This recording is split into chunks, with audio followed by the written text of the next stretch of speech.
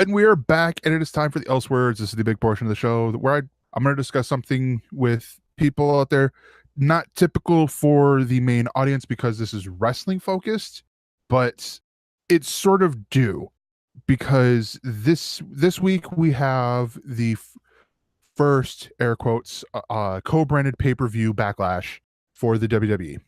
We had last Friday the pay-per-view from over in Jeddah, Saudi Arabia, called the Greatest Royal Rumble, where they aired it at noon Eastern Time, 9 a.m.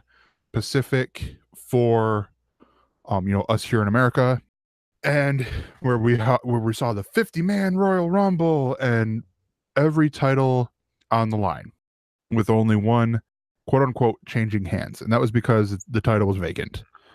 The big thing is more on the behind the scenes stuff, because one of the guys that is in the WWE right now is the champion, is Brock Lesnar.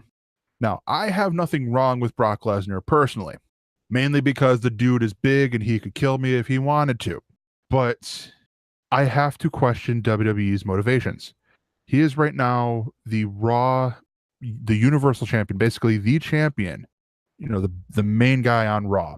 He's a part-time wrestler. There's reports that have come out that said that his new contract that he signed the Monday before WrestleMania, where it was rumored for the whole year that he was going to drop the title on another wrestler that goes by Roman Reigns. He's actually The Rock's cousin. That's also because The Rock, there's a big Samoan dynasty, and The Rock is just one of the cogs in that dynasty. But anyways, so the rumor was that Roman Reigns is gonna drop the title or pick up the title at WrestleMania. He's gonna win it at WrestleMania, and it sort of goes with the fact that it sort of goes with things because there's rumors coming out and reports coming out that Brock wants to go back to the UFC, which, hey, fine, great, you were good there, but then they signed this new deal. This is where I could bring you guys back because the deal's interesting. He is what's considered a part-time wrestler. He only appears in limited capacity. Now his deal is even more part-time because the WWE could be losing money. Brock Lesnar, for every appearance he makes, whether that be on Raw, on I believe even a house show, so not televised not for TV, just for the local crowd to come out. They'll probably get about 2,000 people, which he hasn't done one of those in 3-4 years, I think, or a pay-per-view. He makes $500,000. That is American. That is not euros. That is not the currency that Growly Bear uses. That is not pounds. That is $500,000 American. Now, here's the problem. He's the champ. If this was the territories, this is the guy you're trying to build your company on. This is the guy, that you're paying him because you want him around, doing all these bookings and stuff. Like Bruno Sammartino, God rest his soul, he passed away last, a couple weeks ago. He held the title over the course of two title reigns. He held it for 11 years. This is back in the 50s and 60s, maybe 60s and 70s, where you could do this because it was still local. But you now have this global phenom that is the WWE, where they're putting a lot of their stuff behind the WWE network, and you have your main title because you still consider, you're Vince McMahon, you still consider Raw your A show, and it is being held by someone who shows up. And I think all of last year, from the time he won the title at WrestleMania against Goldberg, so WrestleMania 33 to today, has wrestled all of, I think, 10 matches. To put it in perspective, the average WWE superstar wrestles 300 days out of the year, with house shows, with all that, with, TV tapings, pay-per-views. They're on the road for about 300 days. And that is my problem. Now, Growly's asking, is wrestling dying, becoming a niche thing? It's always been a niche thing. As Beats points out, it is more mainstream than ever. in a lot of parts it is because of the fact that WWE is the big powerhouse still. They have the market share for the whole world. So much so that the number 2 promotion, I would call it number 2 with New Japan. A lot of people slip and call it the Indies. That's not the Indies. That is huge. That I think is probably the one company that is bigger in Japan than the WWE, and it is because it is geared for them. And I could be wrong. WWE could still be bigger in Japan, but I mean, hey, it is huge. It is expanding to America. But I don't think wrestling is dying in a sense. I think wrestling is changing, and I think the territories are dying. The territories have been dead for a long time here in America. Since the Monday Night Wars in the 90s with WCW and WWE and ECW as the third, alternative programming. But you look at it now, Triple H recently during WrestleMania, held a press conference saying that he wants to expand NXT to a locally, globally thing. So basically redoing the territories where it's all NXT.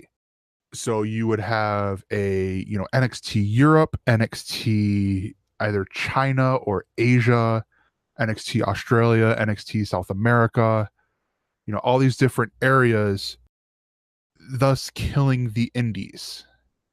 Promotions like over in the UK, Defiant Wrestling, or ICW in Ireland, Rev Pro Wrestling, really taking a bite out of them.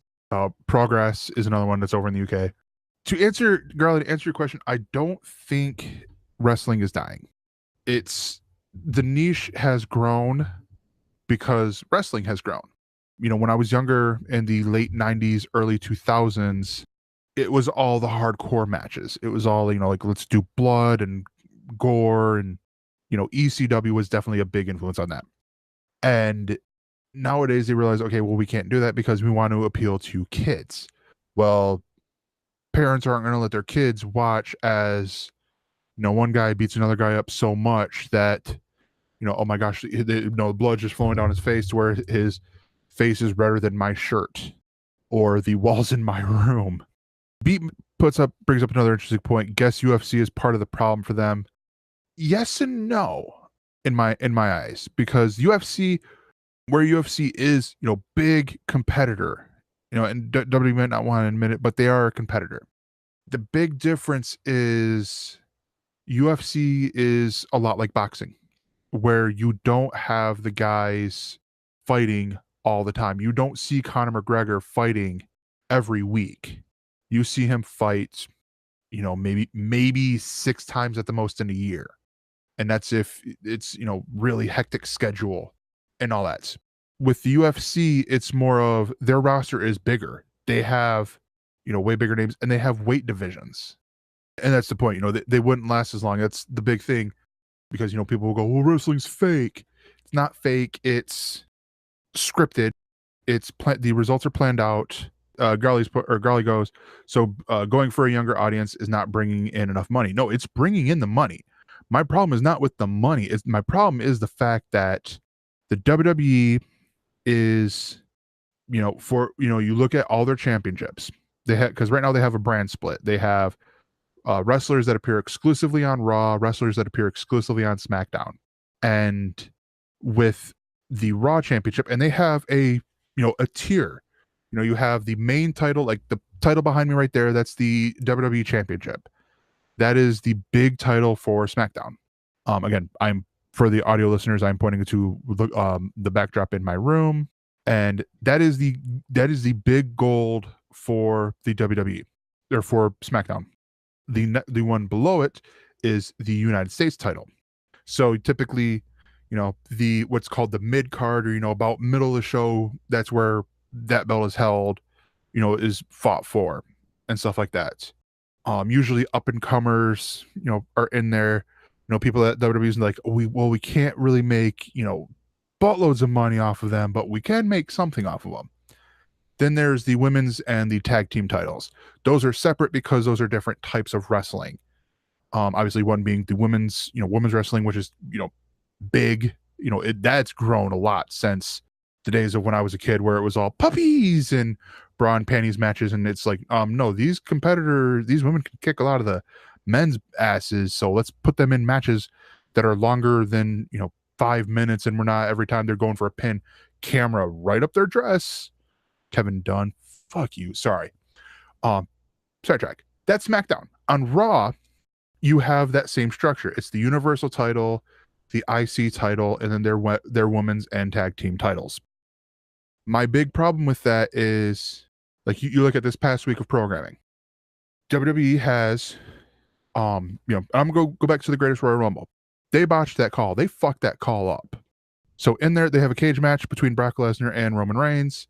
The end, Roman Reigns spears Brock Lesnar through the cage. Brock's back lands first, but they stated before in the rules, your feet have to touch. Roman Reigns' feet touch the floor before Brock Lesnar's. They award the match to Brock. The ref, gives his excuse as to what happened. The easy solution for that is to change the match at the next pay-per-view to, another stipulation match between Brock Lesnar and Roman Reigns, because stripping Brock of the belts doesn't win over anyone. So you do one more match and, lose it. Now, I wonder if part of me thinks the ending was changed, because at first when Roman didn't win at WrestleMania, I'm like, okay, he's going to do it at the next, at the Greatest Royal Rumble or whatever. And now I'm like, okay, WWE, Vince McMahon, whoever, all the higher ups that be over there at creative. If your problem is the fact that the fans are booing Roman Reigns, you have other people that you can put in there. And I'm going to give one right now. The guy who never lost the title to begin with, the guy you put that belt on first, Finn Balor. Now, for the audio listeners, look up Finn Balor, look up Brock Lesnar, look at their stats. Finn Balor is like 5'10", 220 pounds maybe. Brock Lesnar is 6'8", 6'4", 6'5", and like 350 jacked. No, not even 350, like 300 pounds jacked. Like muscle on top of muscle. There's a reason why he got suspended from the UFC. Steroids. Sorry, did you hear something? I thought I heard someone say steroids. You have with that a built-in storyline. Couple built-in storylines. There is the David and Goliath angle, with how you had it before with Eddie Guerrero. Eddie Guerrero won the WWE title from Brock Lesnar, and Eddie Guerrero had a body style more to Finn Balor. The other part is the one I mentioned before. Finn Balor had never lost the title. Finn Balor had to give it up because when he won the title, he tore his shoulder. So much so where you go back and watch that match, you can watch the man relocate his shoulder. He dislocated his shoulder and a move gone wrong like this, and you watch him just go, bam! And it's one of those. They played it in a package that they made, that they call WWE 24, where it's sort of like the ESPN E60s that they do, or the 30 for 30s. And they showed him put it back in. I'm like, oh my gosh! And then he went on to win the match. He knew his shoulder was fucked, but he's like, I'm gonna win the match. And so the next night he drops the title, he rehabs and all this stuff, and he has not, and this was 2 years ago. This was 2-3 years ago, and he has not gotten a title shot since. He's been looked at the back. Now the first year I'm like, okay, this makes sense. The WWE has dealt with injury prone wrestlers before. We're going to take it easy on him, to where he doesn't re-injure or cause new injuries, to where then we have a guy who has spent more time on the main roster sitting in the sidelines than being, out on the road making us money. He has put on phenomenal matches. He had, for me, one of the matches of the night for WrestleMania. And yet he still hasn't had his shot yet. You have a lot of story angles, yet you don't bite the bullet. I don't know what WWE's plans are. I am very intrigued to know what their plans are, because part of me feels like they are keeping, and this is where I get even more behind the scenes here. Part of me feels like they're trying to keep Brock Lesnar as WWE champion for a little while longer to beat CM Punk's record. CM Punk is the longest reigning in the modern era WWE champion, because we will never see Bruno Sammartino's first run of, I believe, 7 years ever duplicated. The professional wrestling audience does not have that attention span. So you have, back in 2010, CM Punk held the title for, I believe, 434 days. So just over a year, almost a year and a half. And I feel like that's what they're going to do. They're going to do this to where they can put it, because CM Punk left the company on very bad terms because he was frustrated with them and a lot of their policies. And it's understandable. I'm not naysaying him. I love CM Punk. He's a great wrestler. If I met the guy, I probably would say he's a great guy. But, Vince McMahon is probably still butthurt about the whole thing and has gone, we're going to keep, we're going to, take you, knock your record down a little bit to fix that. For more on this Galactic Network podcast, go to gncast.com. That's GNCASTS.com.